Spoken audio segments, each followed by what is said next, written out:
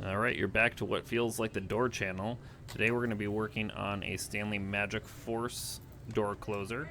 And we are removing the Stanley Magic Force mounts using a number 2 screw extractor, which quickly removes any hole units.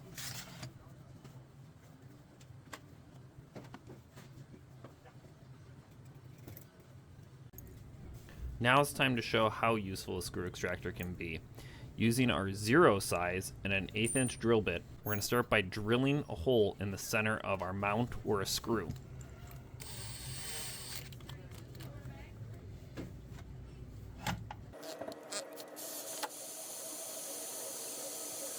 So I drilled down about a 1/2 inch on that mount, and then what I'm planning on doing here is taking my 0 screw extractor. I'm going to tap it a couple times with my linesman. My linesman comes in with me pretty much for every job.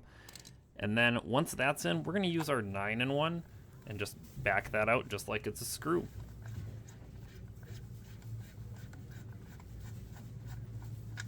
Hopefully this helps you out the next time you run into a Stanley door operator that just doesn't want to give up that mount.